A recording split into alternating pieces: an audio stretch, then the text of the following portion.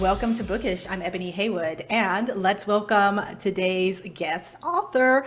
This is Dr. Natalie Petrouhoff, and I'm excited to have her. She is the author of Empathy and Action. How are you doing, Dr. Natalie? Great on a Saturday. Thank you for having me. I know and you know what? In California, it's a lovely, well, actually, where I am, it's over 100 degrees right now Oh outside. my goodness. Yeah, it's Yeah. where I am, it's hot but more muggy than hot. Oh, okay. Yeah. Yeah. We have the dry heat, you have the moist heat. Yes. Yeah. And neither are that comfortable, but hey, I'm not complaining. Uh, Same here. I like that. No complaining attitude. That's the best Yeah. way to go. Dr. Natalie, well, you know what? Tell us a little bit about your book, Empathy in Action. What was kind of the impetus? I'm going a little off script here, Dr. Natalie, sorry, but just to kind of give us an idea of like the impetus of the book and what it's about. So it's about a lot of things. Mhm. And so it's really hard to just say one thing. But I think when Tony and I sat down to really look at employee and customer experience, which is kind of what we do every day, there was a bigger conversation. And the bigger conversation, I think, was a couple things. One is that companies really don't see an experience from the customer or the employee's point of view. And like a kind of a point in case is the Great Resignation. Like employees said, you know what, this doesn't really work for me. I'm kind of like out of here. And I think that also happened with a lot of customers, especially, push comes to shove and you're not providing a great experience. And during COVID, we all had to like readjust our lives and we shopped where we got great experiences. And I think there's a paradigm that's, you know, kind of a tipping point, if Mhm. you will, about what people are willing to tolerate, where people are going to spend their time and energy. And I think that's kind of the zeitgeist, if you will, of what the book is really about is where are we as a society with respect to how we treat each other, with respect to how companies treat their customers and employees. And then part of it is, we've, as companies, we've always said, oh, we're going to offer these great experiences, but really taking a deep look at do you? And if you really realize that you don't, and when we have people look at it, they are like, oh my God, this is awful. We should stop this right now. And what do we do? Right. Right. Then you start to see there's a lot of things that you would do differently. Okay, so let's kind of dive into this a little deeper. You say companies that are company centric are operating backwards. Why is that? Well, so when you think about it, if you and I were just having a conversation and the whole conversation was about me and I didn't get to know you and I didn't know what was important to you and I wasn't really listening and I turned everything you said into something about me. And I've we all actually know had those those conver yes. we know those people, right? It's kind of like, ooh, I don't really want to talk to you anymore. Mhm. So I think that's kind of without realizing it, that's kind of what companies are doing is they're sitting in the seat of, I don't know, Wall Street investors, what the business might think is great for the customer and employee. And they do employee surveys, and I don't know how honest employees or customers really are. And there's a whole debate about NPS and, would you recommend us? The reality is, did you? Right. Right. And then how do you measure all that? So NPS is like that elusive measurement. And what does it really mean?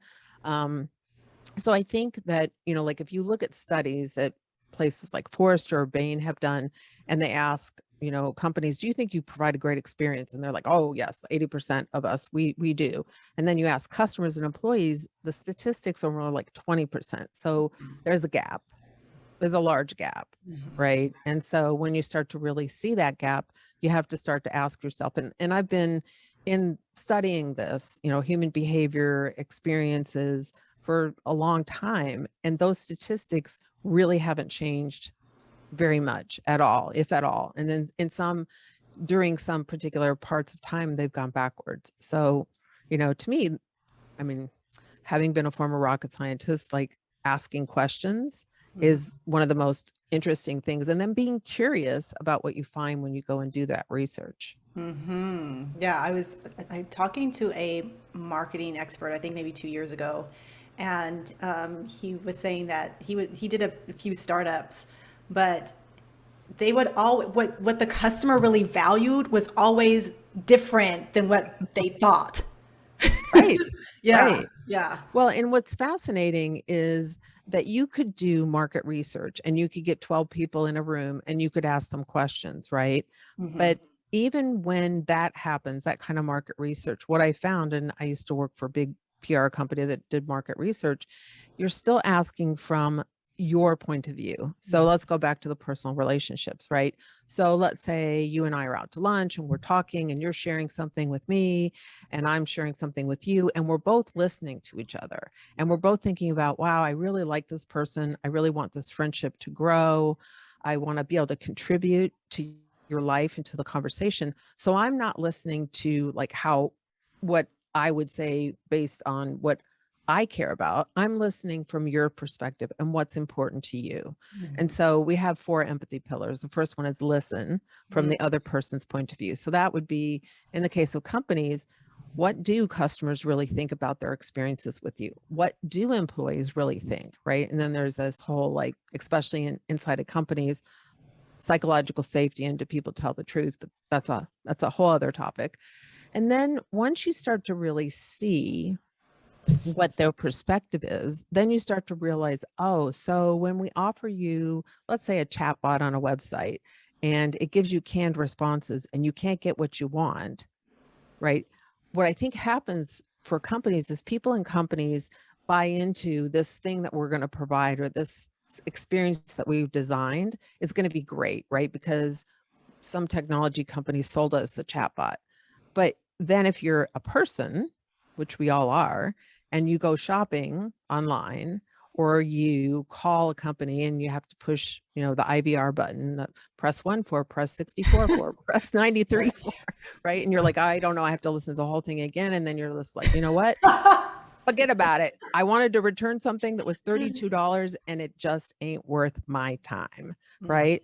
So it's those kind of real, like when you put yourself in the shoes, right, and see the world through that customer's eyes, and you go, oh my God, that's awful. Why do we do it that way, right? And get really curious about why, right? What technology are we using? What processes are we using? And one of the things, like, everybody always says, well, okay, Nat, well, how do I fix this? And I'm like, you need to see the world through somebody else's eyes. And that is a very reflective place, and it has to be purposeful. So let's talk a little bit more about empathy, is what you're really talking about now. And I am. why do you believe empathy is the next frontier in business? And I think you've started to answer this question. So if I'm in business, I have 2 assets. I have employees who are there to create the products and services that I deliver, right? And so it doesn't matter if you're a manufacturing company, if you're a farmer, it doesn't matter what exactly that you do, right? But you need people to help you deliver those things. So, and then you have customers who are the people who buy the things that the employees create, the products and services. Now, what if you had no employees and no customers? You wouldn't have a business. Right. What's interesting is when I really looked into it, from a CFO's point of view, neither asset is recorded as a value in the P&L. Wow. Now, sales are recorded, recruiting costs are recorded, but the actual value of what that person brings to the table is not really measured. And so as a result, it's my thought that sometimes companies make decisions. And if you go, so there's a really fantastic documentary series on the History Channel called The Titans Who Built America. And I mostly like it, except they don't have a lot of women in that series. So, and there were women back then. But anyways, dear History Channel, I'd like to do a show with Ebony on Yeah. the ladies who built America. We did exist back then, ladies and gentlemen. Women did exist. We did. And we contributed a lot. Yes. But I digress. So what I looked at was the first industrial revolution. And granted, there we went from an agrarian society, farmers, and then we went to this massive industrial, production, manufacturing, and steel got created, and cars and airplanes. And the series just does a fantastic job of looking at a point in time and the way that businesses were run. So when you look at that historical footprint, what was most important to the leaders then was efficiency at all costs. And oftentimes people were not treated very well. They were working 14 to 12 to 14 hours. You couldn't go to the bathroom. And that's really where unions came from, because people didn't like the way they were treated. So you look at that historical footprint, and even though times have changed and things have evolved, we still come at business from a very company-centric efficiency and effectiveness. And so what I'm saying is, if you really want to transform your business, think about what would be most efficient and most effective from the customer and employee's point of view. So for instance, call up a company. Actually, I don't really want to call them. I want to trust that chat bot, right? That's, or, the SMS, but I kind of mostly don't, because Right. I'm not really sure if I'm really getting the right answer. And if anybody there, if it will be recorded so that when I go back to them, they'll have note of what we discussed, right, in the chat, what we typed in. So I call, and, it's a long IVR process and it's very confusing. And so truthfully, customers want a really short interaction. Companies also want a really short interaction. And the reason why is because it costs them a lot of money. The people who answer the phones are the most expensive part of that operation besides the technology. So you have the same metric, average handle time, or something called first contact resolution, which means I only have to reach out to you once and I get my thing solved. My question, it's something's broke, I need it fixed. I only have to talk to you once. So both of those metrics, we only want to call once. The company only wants us to call once. Average handle time, we don't want to be on the phone with you long. We just want to be able to get what we need done, right? And the company doesn't either. So you have the same types of metrics, but the experience that's delivered is very, very different when you look at what is the experience that a company wants, which is get you off the phone, regardless of whether you really got what you needed, or, what is that experience from the customer's point of view? So when you start to shift every single thing that you do, right, then you start to see, well, we're really not considering the two most important assets that we have on our books and what their perspective is. And when we do that, now we're hurting our business. And I've had a lot of people say, well, does this mean that I have to spend a lot more money, but in the end, it'll be better? And I'm like, no, actually, you don't have to spend a lot more money, and you will get short-term gains and long-term gains, because the immediate customer is probably going to buy from you in the next day or week or month. And long-term, that's really how you make money, is customer lifetime value. Is, you shop at that place, you have a good experience. You shop at that place, you have a good experience. 5 years later, you shop at the place, you have a good experience. Guess what? We go back to people, to companies that we have a good interaction with. And when we don't, then, we move on. That's actually a really good point, because the empathy does lead to loyalty. When you can empathize with your people, yeah, they become more loyal. That's great. I love that. Well, so the circle is see the world through someone else's point of view. What does that do? It creates a bond and trust, right? It creates a willingness to want to interact again, right? So now we've interacted a little bit. This is a cool conversation. We're like, yeah, hey, I'd love to have lunch with you, right?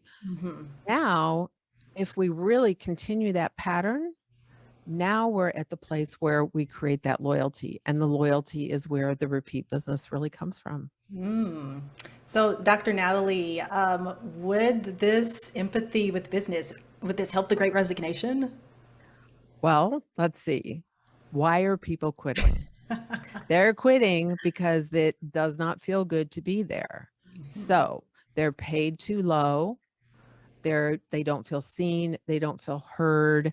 They don't. And another really thing. So the biggest compliment that I have had to date about the book is my 24-year-old nephew, who I love dearly, who is not he doesn't talk a lot, right? So, and he doesn't text me a lot, right? If I text him, he'll text me back, right?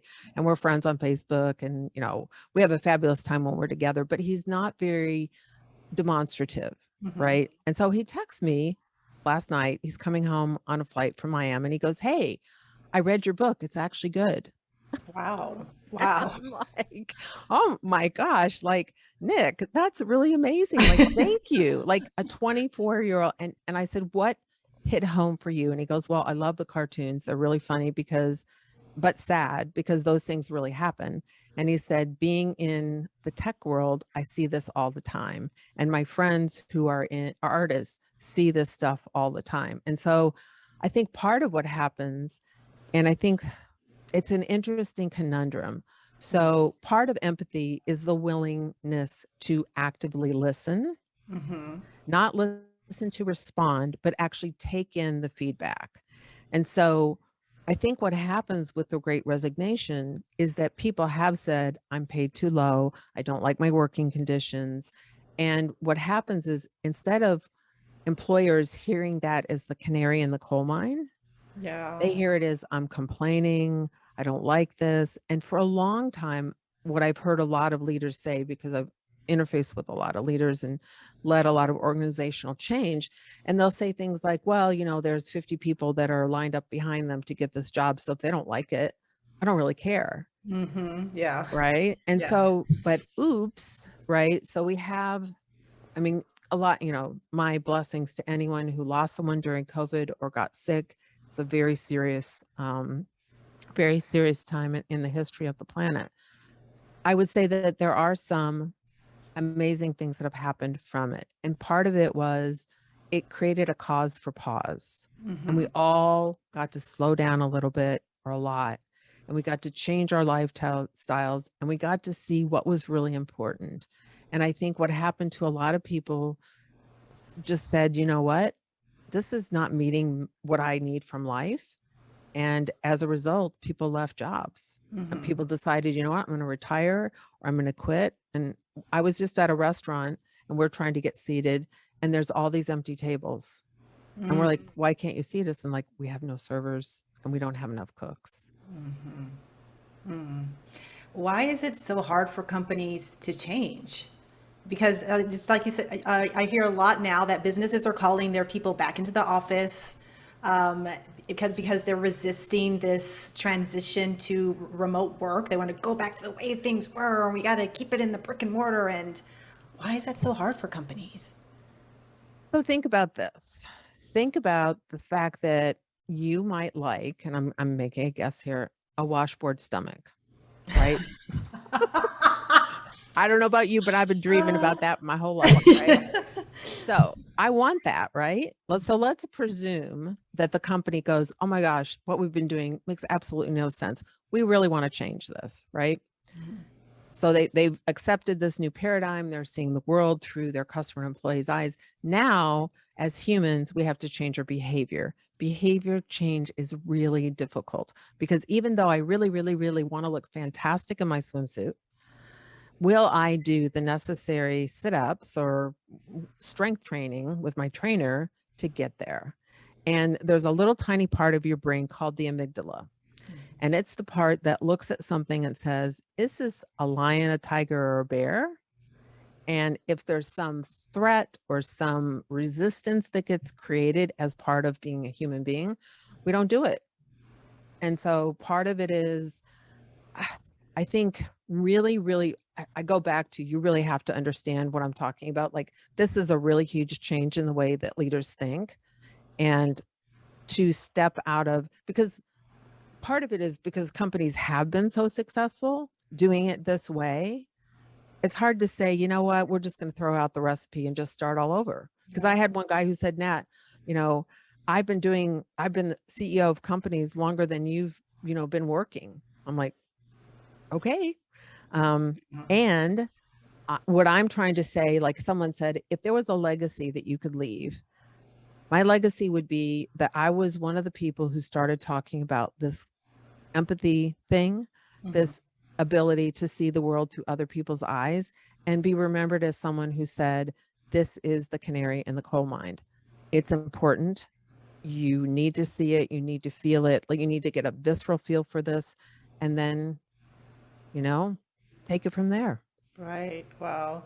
So why do you think business leaders need to model change for the world? So it's what was really interesting, I'll go back to the History Channel, is during the Second World War, government needed the titans of industry to actually manufacture and shore up the United States so that we could win that war. And I Mhm. think that we don't realize how important business is to running the country. And Mm. so I think part of this is that the leadership model, right? So we spend a great deal of time, most of us, at work, Mhm. right? Or working. And so what we see modeled, it becomes how we take action. And there's a woman, Amy, who wrote a lot about psychological safety, and we quote her in the book. And if it's not psychologically safe, like if you don't see people modeling this behavior, being open to feedback, thanking people for feedback, not admonishing them, not making them somehow vulnerable to some repercussion. If leaders are not modeling this behavior, then what you kind of teach your employees is we're going to say that we want to be honest, but we really don't want to know. We really don't want to hear your feedback. And and especially there's cultures that I've been in that are not invented here. Like you'll make a suggestion, they're like, yeah, that's not how we do it here. Mm. Okay, got it. So Wow. what does that do when you hear that? You're like, Yeah. Shut down. Yeah. shut down. I'm not going to share. And then I'm not going to embarrass myself again. Wow. It's, I'm kind of, I'm really feeling what you're saying, Dr. Natalie, because I I can feel see that. it in my own workspace where I feel like this is not just my own workspace, and I work at a school primarily, and I feel like in a lot of different businesses since COVID, really see our, how do you say, employers' true colors Hmm. and how they really feel about the value of what we do and what we bring to the table. And it really has become this point of tension between employer and employee. And that just trickles down to the customer experience. It just affects everything. Well, in your case, your customer are students. Yes. That is the future, Yes. right? So how you feel, so it must be difficult. I'm only imagining. My mom was a teacher, and I did a little teaching at UCLA.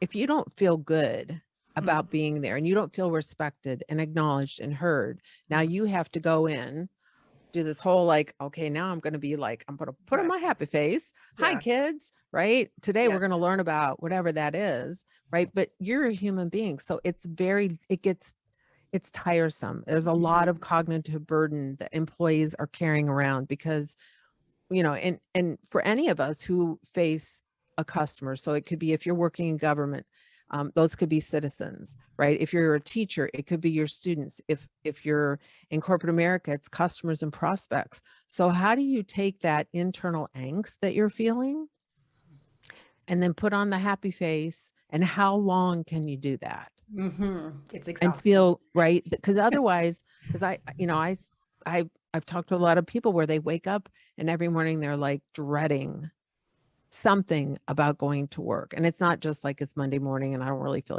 like getting up, but it's more like this, oh, I have to go where I'm not respected and I have to put on a happy face. And that discontinuity between what I need to do to be effective with my customer student and how I'm feeling about it. When there's a large gap there, it's really hard to keep that up. And I think that's kind of what happened with the Great Resignation is there Yes. was just too much dissonance, cognitive dissonance. And I think people just went, snap, I'm out of here. Yeah. It's I don't know, I feel like this is a great opportunity for growth for Mhm. everyone. Yes. The question is, will we really seize this opportunity? So thank you so much, Dr. Natalie, for sharing your wisdom and insight with us. This has been wonderful. And tell us where we can find you. So I'm on Twitter at Dr. Natalie. My website is Dr. Natalie News. You can find the book at empathyinactionbook.com. The book's on Amazon if you're interested. And I post on LinkedIn, I post on Twitter, join the conversation, follow you, because I can completely get that you get this conversation and you're going to be one of those people. Like I see the light, right? I see the light in your eyes and like all the, like, it's just like, wow, Yeah. this is really, and what I would have to say is sometimes you get lucky, right? And I feel like I got lucky about having this insight. And so I just feel really honored that you invited me on the show to share it. Oh, thank you. I feel honored to have had this conversation. This is wonderful. Aw. And we're going to say goodbye to our audience. I'm going to chat with you just for a moment, Dr. Natalie, but thank you so much for joining us for this episode of Bookish. And I look forward to next week when I talk to another fabulous guest. Bye-bye. And I just lost the screen. Where are we? Okay.